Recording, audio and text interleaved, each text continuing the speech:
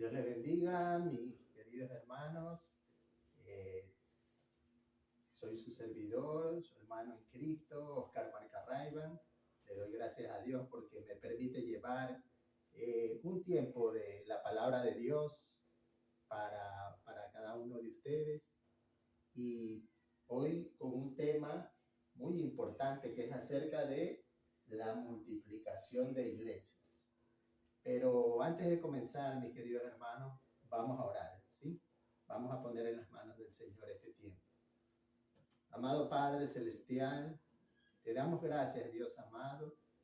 Gracias por este tiempo, Señor, que me permites llevar, Señor, a la familia, mi Dios amado, este tema muy importante, mi Dios, que es acerca de la multiplicación de iglesia. Padre, te pedimos en el nombre de Jesús, Señor, que sea tu Santo Espíritu tomando control de esta reunión. Padre, que de mi boca salga palabra de Dios, mi Señor. Que siempre y siempre la gloria sea para nuestro Señor Jesucristo. Háblanos, Señor, en este tiempo a través de tu preciosa palabra, mi Dios. Toma el control, Señor, de nuestros corazones, mi Dios, porque hoy estamos seguros que nos vas a hablar, Señor. Nos vas a hablar para poder cambiar nuestra actitud, Señor, de cómo poder llevar el mensaje de tu palabra, Señor, a personas que necesitan, mi Dios amado, almas que están perdidas, mi Señor. Gracias te damos, bendito Padre Celestial, en el nombre de Jesús. Amén y amén. Bueno, mis queridos hermanos, como les decía, hoy vamos a llevar un tema muy importante acerca de la multiplicación de iglesias. ¿Qué es esto de multiplicación de iglesias? ¿No es cierto? Nosotros vamos a ver hoy día algunos puntos que son la introducción, una pequeña introducción acerca de lo que es la multiplicación de iglesias. Vamos a ver qué es iglesia, porque hay mucha confusión en eso. ¿Qué es iglesia? También el deseo que tiene Dios por la multiplicación. Y también vamos a ver la multiplicación como modelo del Nuevo Testamento, de la iglesia primitiva, cómo nos enseña la iglesia primitiva, cómo ellos empezaron a multiplicarse, a proclamar el evangelio y a ser discípulos. Y también veremos cómo esa iglesia del Nuevo Testamento, la iglesia primitiva, se multiplicó a través del evangelismo y cómo se multiplicó también a través de la persecución. Y veremos también cómo se multiplica la iglesia ahora, en nuestros tiempos, y conclusiones que sacaremos de haber visto todos estos puntos. Entonces, como primer lugar tenemos la introducción. Nos dice aquí que el corazón de la misión se centra en la multiplicación de discípulos. Y eso, esa orden que nos dio nuestro Señor Jesucristo, el cual está en 28:19, quisiera que alguien ya mismo me lea ese pasaje. Cuando nuestro Señor Jesucristo estaba ya en sus últimos días, ¿no es cierto? Estaba en sus últimos días, Él dio una orden a cada uno de los discípulos. Y esa orden está hasta ahora, que es la gran comisión. Alguien que por favor me lea en Mateo 28:19. Amén. ¿Lo tiene? Amén. Amén. La palabra de Dios se lee en el nombre del Padre, del Hijo y del Espíritu Santo. Por tanto, id y haced discípulos a todas las naciones, bautizándolos en el nombre del Padre y el Hijo y del Espíritu Santo. Amén. Entonces, tenemos que hacer discípulos por donde sea que vayamos. Esa fue la orden de nuestro Señor Jesucristo, el hacer discípulos. Ya vamos a ver más adelante qué es eso de hacer discípulos, ¿no es cierto? Esa orden. Y también el apóstol Pablo, siguiendo la misma corriente de nuestro Señor Jesucristo, también expresó parecidas a esas palabras que dijo nuestro Señor Jesucristo cuando en su segunda carta a Timoteo le dijo algo muy parecido, que llevara todo lo que él había aprendido de Pablo, porque Timoteo era el discípulo de Pablo. Y todo lo que había aprendido lo enseñara a hombres fieles para que ellos a su vez enseñaran a otros. ¿Qué nos dice 2 Timoteo 2:2? Alguien que me lea, por favor.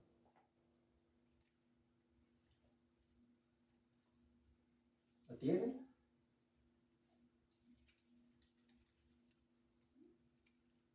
¿Sí? ¿Quién lo tiene? Para que lo lea.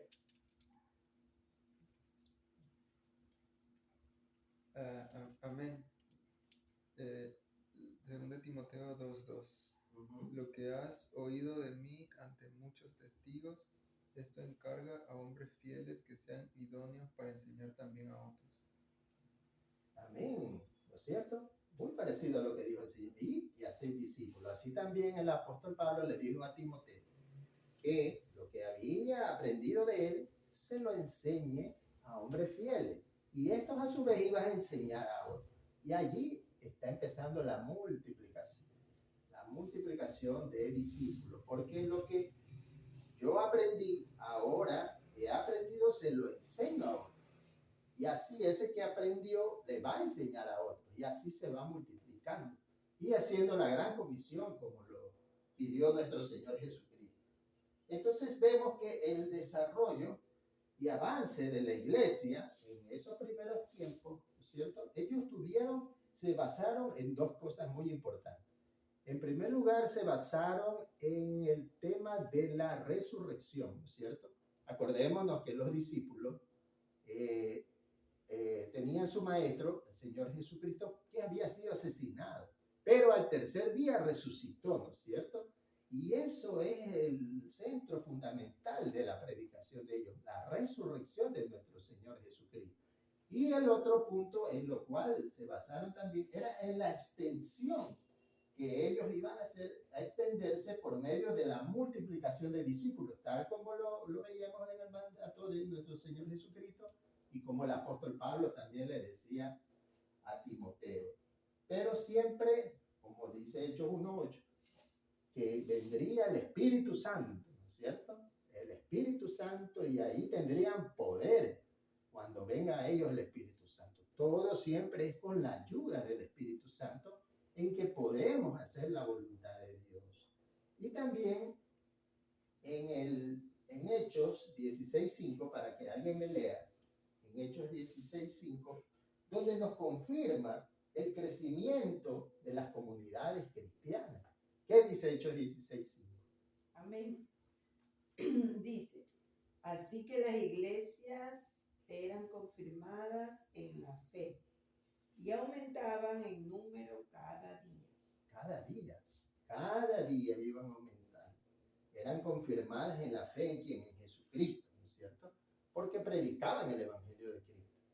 Y eran confirmadas en esa fe y aumentaban cada día. Entonces, también el libro de Hechos nos revela algo muy importante, que dice que los discípulos en ese tiempo, los creyentes, se reunían en casa, o sea, no solo en los templos, sino también en las casas.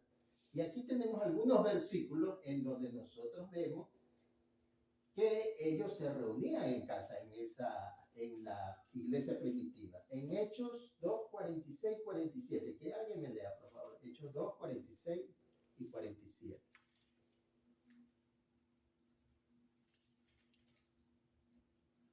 ¿Qué nos dice Hechos 2:46? Amén. Y perseverando unánimes cada día en el templo y partiendo el pan en las casas, comían juntos con alegría y sencillez de corazón, alabando a Dios y teniendo favor con todo el pueblo. Y el Señor añadía cada día a la iglesia los que habían de ser salvos. En las casas se reunían, compartían el pan, ¿no es cierto? En las casas, mire cómo era en ese tiempo, y eso es lo que ahora nosotros queremos volver, a que nosotros podamos reunirnos en casa, así como estamos haciendo ahora, en casa, para llevar la palabra de Dios y a la vez aprender, ¿no es cierto? Aprender de lo que es el Evangelio, y eso nos va a hacer que una vez aprendido nosotros nosotros, una vez que aprendamos, vamos a compartirlos ahora. Y así vamos multiplicando discípulos, como nos dice. También tenemos en Hechos 5:42, para que alguien me lea, Hechos 5:42. ¿Qué nos dice la palabra de Dios?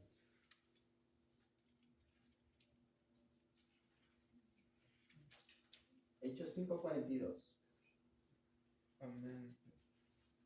Y todos los días en el templo y por las casas no cesaban de enseñar y predicar a Jesucristo. Amén. En las casas, mire, en las casas, en el templo y en las casas. Y ese es un problema que vamos a ver más adelante. Que muchas personas creen que solamente es en el templo que hay que reunirse, pero el libro de Hechos nos confirma que no es así, que en las casas también. Allí era un bastión importantísimo para que se dé el crecimiento de la iglesia, que ya vamos a ver que no es el edificio, que no es el lugar, sino la iglesia somos nosotros. Ya más adelante lo vamos a ver. También tenemos otro pasaje en Hechos 16, 31 al 34. ¿Qué nos dice Hechos 16, hermana Rosita? Amén. Ellos dijeron, cree en el Señor Jesucristo y serás salvo tú y tu casa. Y le hablaron la palabra del Señor a él y a todos los que estaban en su casa. Y él, tomándolos en aquella misma hora de la noche, les lavó las heridas y enseguida se bautizó él con todos los suyos. Y llevándolos a su casa, les puso la mesa y se regocijó con toda su casa de haber creído en Dios. Amén. Recordemos que en este tiempo, cuando se refiere a casa, se refiere a que allí habitaba toda la familia. Todos prácticamente eran los siervos, eran los que trabajaban ahí, todo, prácticamente todo. Todos, tíos, abuelos, sobrinos, todo cuando se refiere a casa, completamente la familia entera. Entonces, toda la casa se convirtió. Cuando se convertía el hombre, el cabeza de hogar o el sacerdote de hogar, toda la casa se convertía. Por eso dice, ¿cierto? Cree y serás salvo tú y tu casa. Porque si se convertía el cabeza de hogar, toda la casa tenía que convertirse al Señor. Y por último tenemos en Hechos 28:30, que yo lo voy a leer, dice así. Y Pablo permaneció 2 años enteros en una casa alquilada y recibía a todos los que a él venían. 2 años él estuvo en una casa alquilada para que todo aquel que quería saber de la palabra de Dios, quería aprender, él les abría las puertas de su casa para que vengan. Miren cómo es. Él alquiló una casa solamente para predicarla, para enseñar la palabra de Dios.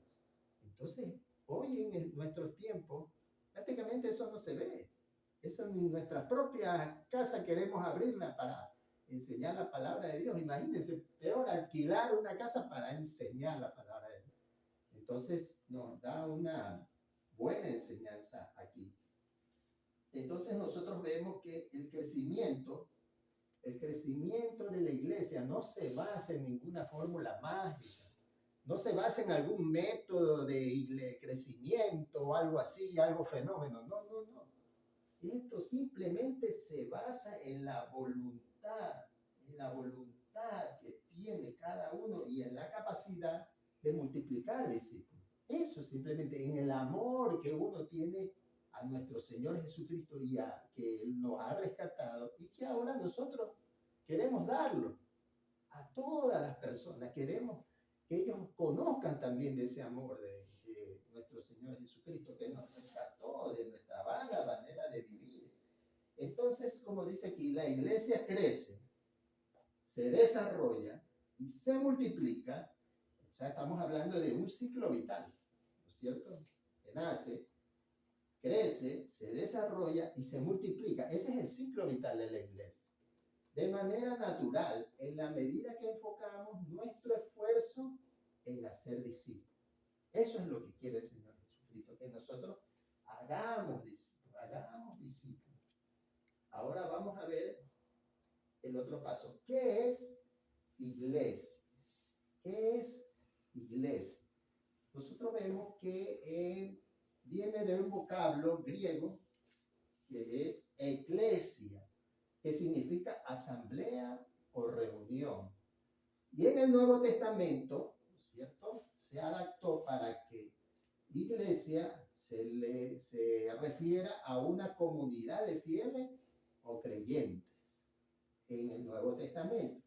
Pero también la palabra de Dios nos da algunos pasajes para saber qué es la iglesia. Y aquí nosotros vamos a quitar de nuestra mente algo que nos habían enseñado, ¿no es cierto?, en la antigüedad, y que así crecimos mucho, creyendo que la iglesia era el templo, era el espacio físico, era el edificio. Pero no es así. La palabra de Dios nos dice, quiero que alguien por favor me lea en 1 Corintios 10, del 16 al 17. Amén. Amén. La copa de bendición que bendecimos, ¿no es la comunión de la sangre de Cristo? El pan que partimos, ¿no es la comunión del cuerpo de Cristo? Siendo uno solo el pan, nosotros, con ser muchos, somos un cuerpo, pues todos participamos de aquel mismo pan. Amén. Se refiere a Cristo, ¿no es cierto? Un solo pan que es Cristo, y nosotros somos muchos los que hemos sido salvados, ¿no es cierto? Pero ¿por qué? Por uno solo, que dio su vida en la cruz por nosotros. Ahora nosotros le pertenecemos a Él. Cristo es la cabeza de la iglesia. En Romanos también tenemos otro concepto que dice en Romanos 12, del 4 al 5. Hermano Oscar, dice Romanos 12, del 4 al 5. Y alguien que vaya buscando Efesios 1, 22, 23. ¿Qué nos dice?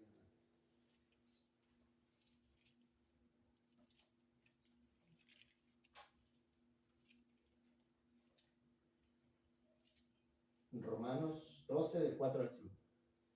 Amén. Porque de la manera en que un cuerpo tenemos muchos miembros, pero no todos los miembros tienen la misma función. Así nosotros, siendo muchos, somos un cuerpo en Cristo y todos miembros los unos de los otros. Amén. Mire, siendo nosotros muchos, los que hemos sido rescatados, los que hemos sido salvados por nuestro Señor Jesucristo, pero somos un solo cuerpo. Esa es la iglesia, un solo cuerpo. Somos muchos, pero un solo cuerpo, que es el cuerpo de Cristo. Y para ver algo más, un concepto mucho más claro, veamos Efesios 1, 22, 23. Amén. Amén. Y sometió todas las cosas bajo sus pies, y lo dio por cabeza sobre todas las cosas a la iglesia, la cual es su cuerpo, la plenitud de aquel que todo lo llena en todo. Amén. Miren, ¿a quién le dio la potestad? A la iglesia, que es su cuerpo.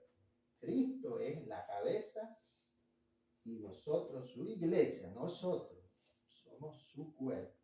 Entonces, nosotros que hemos sido nacidos de nuevo somos el cuerpo de Cristo, somos su iglesia. Entonces, una definición que podríamos dar es que iglesia es una comunidad de discípulos que hacen discípulos y manifiestan el reino de Dios. Otra definición también que podemos decir es: la iglesia es una comunidad de discípulos de Jesucristo empoderada por el Espíritu Santo y enfocado en ser embajadores de Dios para los demás. Muy parecido a las definiciones. Y también aquí, como les decía, la iglesia no es el edificio, no es el cemento, las paredes, no. La iglesia somos nosotros. Nosotros somos el cuerpo de Cristo que es su iglesia. Todos los creyentes, todos los que hemos nacido de nuevo, tal como está esa imagen. Nosotros somos la iglesia. Entonces, la iglesia está más determinada por las personas que las componen que por el espacio físico donde se reúnen o se encuentran. Entonces, eso es la iglesia. También veamos un pasaje, déjenme leerle, en Efesios 5. En Efesios 5:27, que nos dice: a fin de presentársela a sí mismo, una iglesia gloriosa, que no tuviese mancha ni arruga, ni cosa semejante, sino que fuese santa y sin mancha. Dice que el Señor vendrá por su iglesia, por una iglesia pura, una iglesia sin mancha, no por el edificio, sino por nosotros, que somos la iglesia. Nosotros somos la iglesia. Entonces, ¿qué debemos hacer? Mantenernos en pureza. ¿Cómo nos mantenemos en pureza? No es que no voy a salir de mi casa yo para no contaminarme, o voy a cerrar los ojos para no ver, no. Nosotros nos mantenemos en pureza y en integridad solamente cuando nos rendimos a Cristo, cuando nos dejamos guiar por su palabra, cuando nos dejamos guiar por el Espíritu Santo. Allí es que nosotros caminamos en santidad. Allí es que el Señor nos ve, como dice su palabra, nos ve como la esposa de Él, ¿no es cierto? Porque dice que Él va a venir por su iglesia, que es la esposa. Él es el esposo, nosotros somos su iglesia, la esposa, y Él va a venir por una esposa sin mancha, ni arruga, ni cosa semejante. Entonces, eso es lo que tenemos que dejar muy en claro, que la iglesia somos nosotros somos la iglesia. Ahora veamos otro punto, que es el deseo de Dios por la multiplicación, ¿no es cierto? ¿Qué es más, sumar o multiplicar?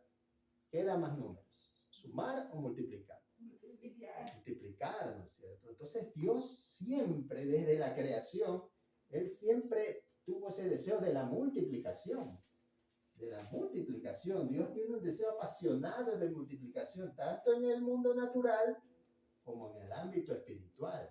Y vamos a ver unos pasajes en donde el Señor nos dice eso. O sea, todos los seres vivos en el mundo natural se multiplican, desde la célula más pequeñita que hay hasta el ser vivo más grande. Todos nos multiplicamos, ¿no es cierto? Le dijo al hombre en Génesis 1:28, para que alguien me lea, en Génesis 1:28, ¿qué es lo que le dijo Dios al hombre? Amén. Amén. Y los bendijo Dios y les dijo: fructificad y multiplicaos, llenad la tierra y sojuzgadla, y señoread en los peces del mar, en las aves del cielo y en todas las bestias que se mueven sobre la tierra. Multiplicarse, multiplicados. Eso es lo que el Señor dijo al comienzo de la creación. Multiplíquense. El Señor quiere que nos multipliquemos, ¿cierto? Entonces también en Génesis 9:7, parecido dice eso, Oscar, para que me ayude. Génesis 9:7 también nos habla de multiplicar, de cómo el Señor quiere que nos multipliquemos.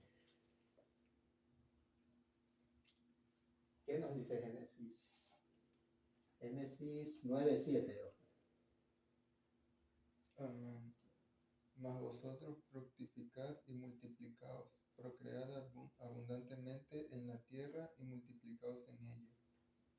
Multiplicados. Pero ahora, en el ámbito espiritual, el Señor también quiere que nos multipliquemos. Por eso fue cuando el Señor Jesús dijo: id, ¿no es cierto? Id y hacer discípulos por todas las naciones, a todos lados. Esa es la multiplicación. Donde yo voy haciendo discípulos, ¿no es cierto? Voy predicando el Evangelio y voy haciendo un discípulo, ¿no es cierto? ¿Qué es un discípulo? Es un seguidor, ¿no es cierto?, de algún maestro, alguien que quiere parecerse a su maestro. Entonces, eso es lo que nuestro Señor Jesucristo nos dejó. Entonces, vemos en Hechos 6:7, en donde vemos que también nuestro Dios quiere también el crecimiento de su iglesia. No quiere simplemente que la iglesia, que nosotros agreguemos una iglesia aquí, una iglesia acá, no, sino que nos multipliquemos. ¿Qué nos dice Hechos 6:7? Amén. Amén. Crecía la palabra del Señor y el número de los discípulos se multiplicaba grandemente en Jerusalén. También muchos de los sacerdotes obedecían a la fe. ¿Sí? Se multiplicaba. Entonces, eso es lo que quiere el Señor. El número de los discípulos se multiplicaba, ¿no es cierto? Ese era el objetivo de la iglesia primitiva, el que se multipliquen. Y ese es el objetivo que ahora queremos volver a esa iglesia primitiva, a esos antiguos hombres que comenzaron así a predicar la palabra de Dios y a ser discípulos, ¿no es cierto?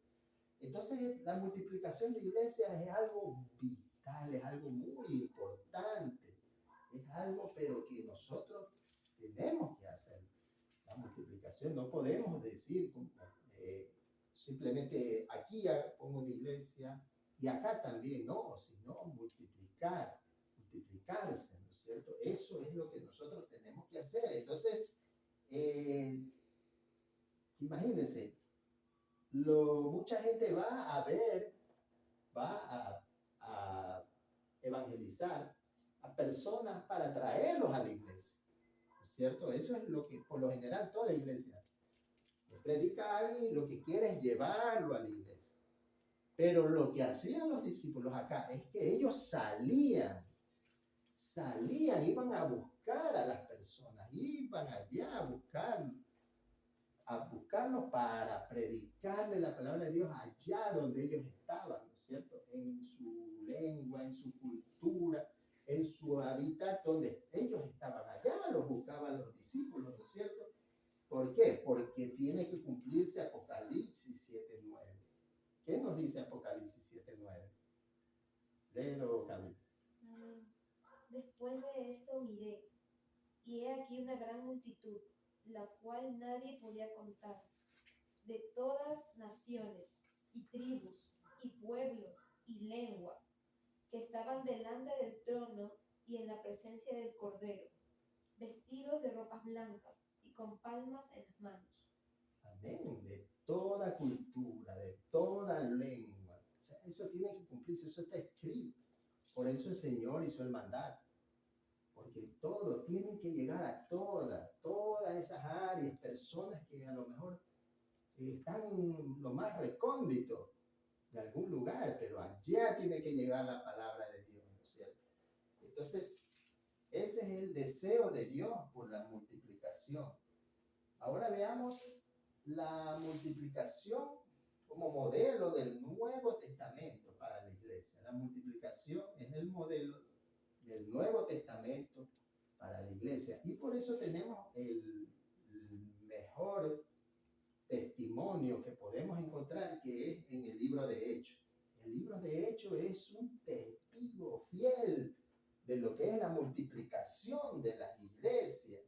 Entonces, ese es el libro que nos ayuda, ¿cierto? Para que nosotros veamos cómo es la plantación y la multiplicación de iglesias, ¿no es cierto? Las epístolas también que escribió el apóstol Pablo y los otros apóstoles, y el libro de Apocalipsis son lo que nos ayudan a nosotros para poder alentar, para poder reprender también, y para corregir a las nuevas plantaciones de iglesia y a sus líderes. Entonces esto es lo fundamental, el libro de los Hechos, las epístolas y el libro de Apocalipsis, donde también les habla a las 7 iglesias, ¿no es cierto? Que son las iglesias de ahora, actual. Entonces, esta es la multiplicación que se da en el Nuevo Testamento, ¿no es cierto? Entonces, el patrón de crecimiento de las iglesias en el Nuevo Testamento eran de una forma cuantitativa en número, de una forma cualitativa en discípulos y de una forma geográfica que era en expansión. Ya vamos a ver los versículos que nos dice la Biblia de cómo era esto, ¿cierto? Entonces, la primera iglesia en Jerusalén comenzó con 120 discípulos. Con 120 discípulos comenzó en aposento alto. En aposento alto comenzó con 120 discípulos. Entonces, luego se convirtieron 3,000, dice la Biblia. Y luego de eso se convirtieron 5,000 cuando el apóstol Pedro y el apóstol Juan estuvieron en un balcón hablándole a la gente. 5,000 hombres, dice nomás, solo hombres, se convirtieron. Eso está en Hechos 4:4. Y luego, ¿no es cierto? La expansión continuó a Judea, a Samaria, que eso está en Hechos 8. Entonces, en muy poco tiempo, la iglesia primitiva se convirtió en una multitud de discípulos, ¿no es cierto? En miles y miles de discípulos de Jesús que impactaron al mundo entero. Ahora nosotros vamos a ver cómo la iglesia se multiplicó a través del evangelismo, ¿no es cierto? Tenemos un pasaje en Hechos 2:47 que nos dice, ¿qué nos dice mi hermano? Hechos 2:47. Amén. Alabando a Dios y teniendo favor con todo el pueblo. Y el Señor añadía cada día a la iglesia los que habían de ser salvos. Amén. O sea, los discípulos, los 11 discípulos, ¿no es cierto?, recibieron el mandato del Señor Jesucristo. Que donde sea que vayan, prediquen la palabra, ¿no es cierto?, y hagan discípulos. Ellos vinieron y lo hicieron. Y empezaron a multiplicarse, ¿no es cierto? Entonces, compartieron la fe que ellos tenían, ¿no es cierto? ¿Por qué? Por quienes los rodeaban. Acordémonos cuando el apóstol Pedro, que nos dice también el libro de Hechos, él vino y dio el discurso. Él dio el discurso cuando estaba a las puertas del templo, dio el discurso y dice que como 3,000 se convirtieron al escuchar el discurso del apóstol Pedro, lleno del Espíritu Santo, nos dice la palabra. Entonces todo esto tuvo lugar en una sola iglesia local. Solamente en Jerusalén hubo esa multiplicación. De primero los 120 de aposento alto, luego los 3,000, que nos habla en las 3,000 personas en Hechos 2:41, luego los 5,000 en Hechos 4:4 y también en Hechos 5:14. Nos habla de toda esta multiplicación de discípulos. Y ahora nosotros también vemos la iglesia se multiplicó a través de la persecución. Cuando el Señor Jesucristo le dijo a los apóstoles, a sus discípulos, les dijo que vayan y recibiréis poder. Hechos 1:8. Alguien que me lea Hechos 1:8. Que les dice que recibiréis poder cuando haya venido sobre ustedes el Espíritu Santo. Y me seréis testigos. ¿Qué más dice Oscar? Amén.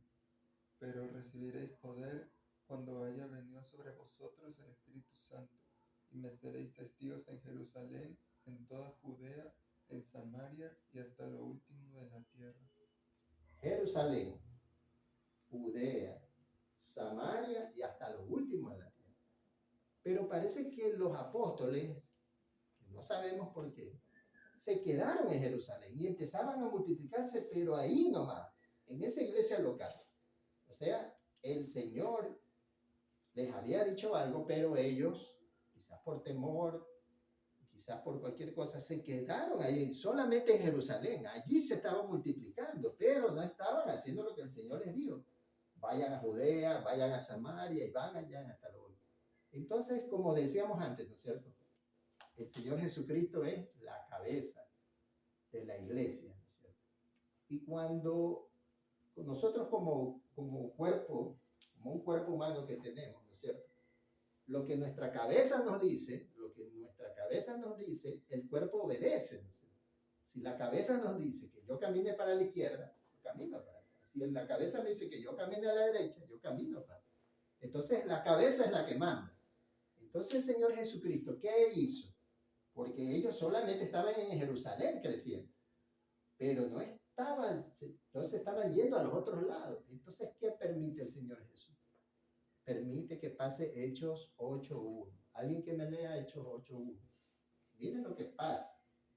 Quizás algo trágico que pasó, pero el Señor siempre permite cosas para que su reino se extienda, para que se haga la voluntad de Él. ¿Qué nos dice Hechos 8.1? Amén. Y Saulo consentía en su muerte.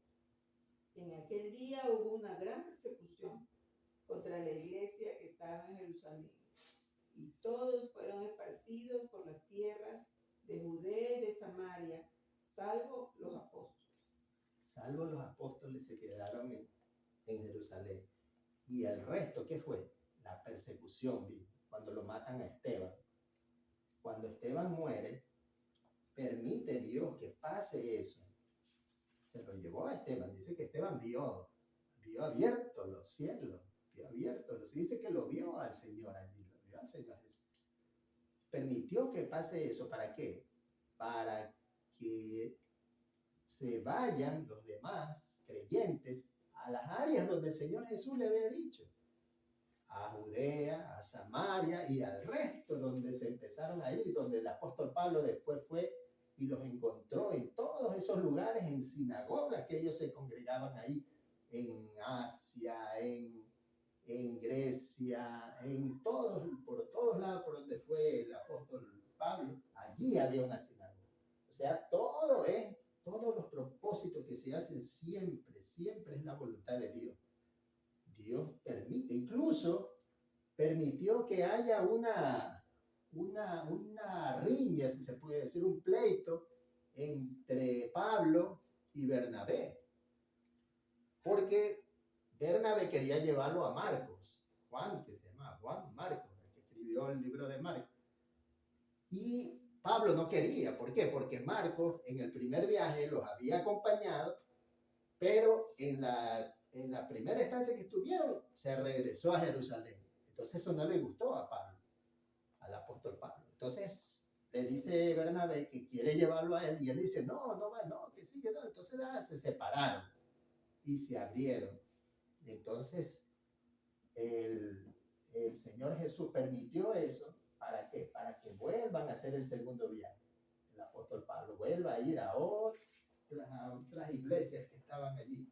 Entonces, todo esto es por la persecución que hubo, la persecución que había, y eso fue que expandió a la iglesia. Entonces, también nosotros vamos a ver ahora cómo se multiplica la iglesia en nuestros tiempos. Hemos visto lo del Antiguo Testamento. Entonces, la multiplicación de discípulos es la razón de ser de la iglesia, ¿cierto? Y nos dice que cuando nosotros abordamos la multiplicación de iglesias, por lo general encontramos dos extremos en estos tiempos. El primer extremo, una especie como de obsesión enfermiza de multiplicarse, de crecimiento, y quieren crecer, y la iglesia la forman en una especie de empresa, ya no la ven como iglesia de Dios, de lo que mandó, sino como empresa, en donde ellos lo que les interesa es que hayan personas, para que estas a su vez mantengan la iglesia, y simplemente son como un sistema de producción nomás, y los creyentes son números o son procesos que da el sistema, simplemente así. Entonces también, y el otro extremo, en cambio, es cuando hay una total ausencia, un que me importismo de querer multiplicarse. Se contentan con lo que tienen nomás, con lo que ellos tienen ahí. Entonces, viendo estas dos extremos, nosotros podemos sacar en conclusión, ¿cierto?, de que hay tres niveles que vamos a ver acerca de la multiplicación, ¿no es cierto? Entonces, como les decía de ese tipo de extremo, ¿qué hace? Hace que los creyentes no se sientan a gusto, no se sienten bien en esas iglesias, porque están esos extremos.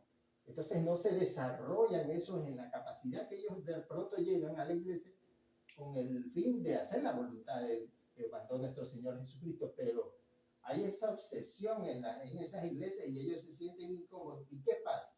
Lo que hacen los creyentes es irse, se van de esa iglesia. ¿Qué hacen? Se van, llegan a otra y empieza lo que se llama el reciclaje de creyentes.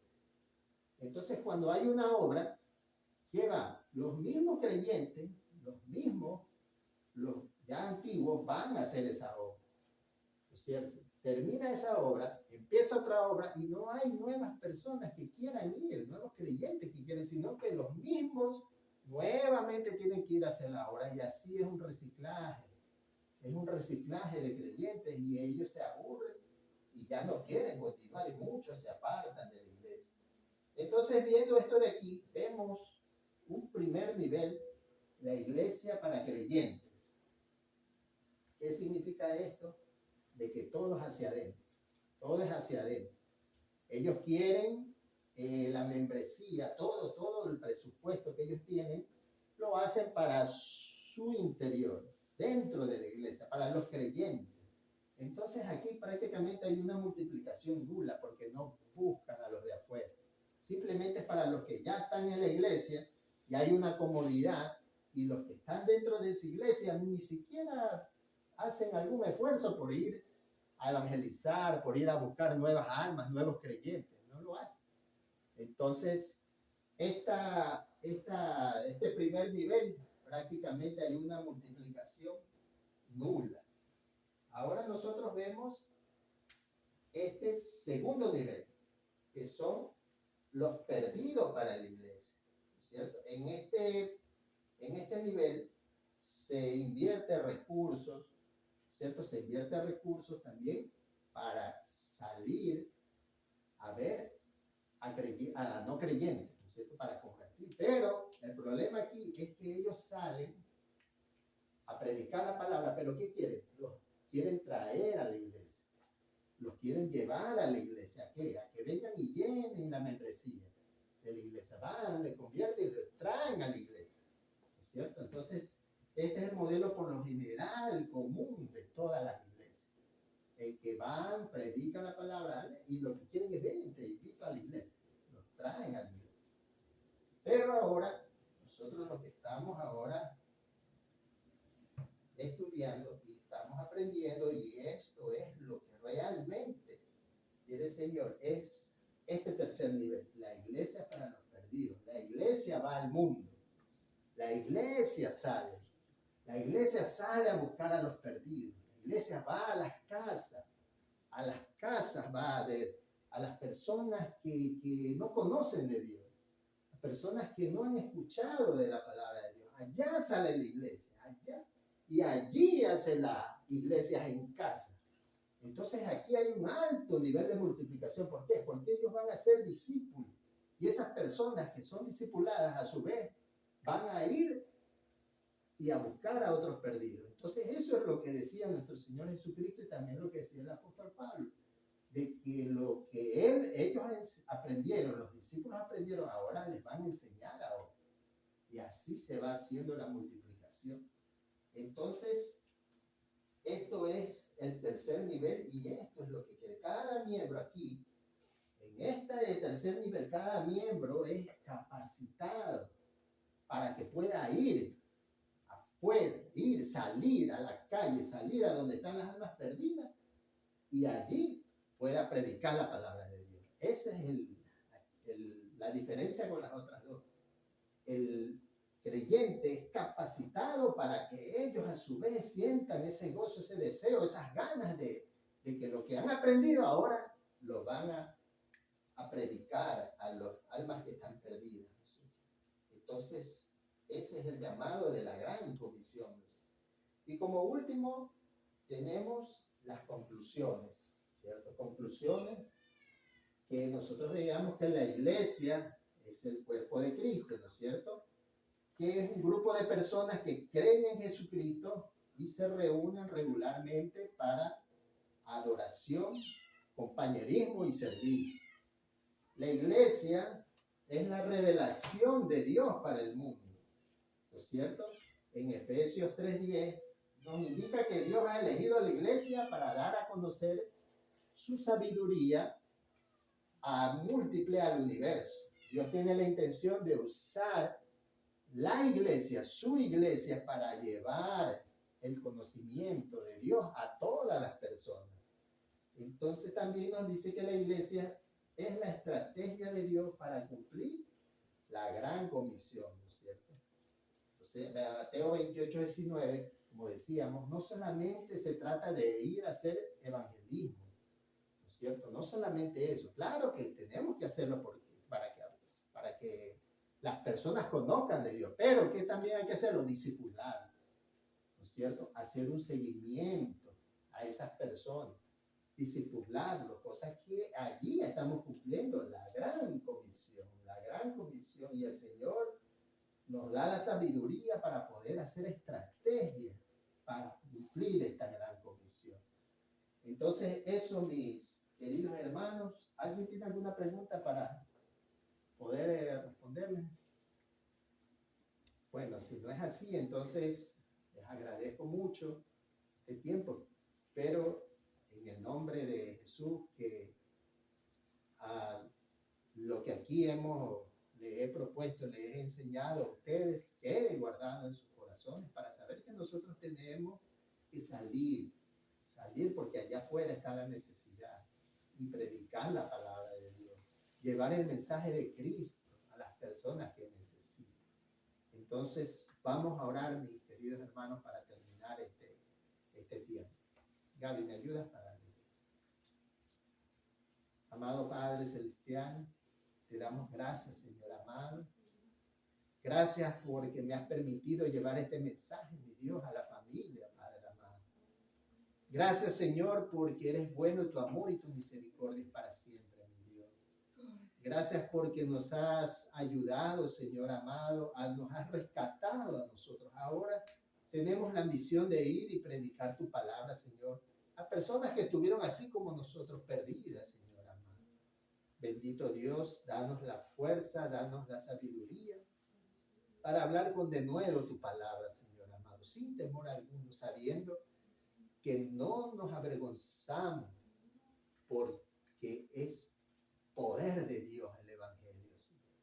Gracias, Padre amado, en el nombre de Jesús. Gracias te damos, Padre, Hijo y Espíritu Santo de Dios. Amén. Amén.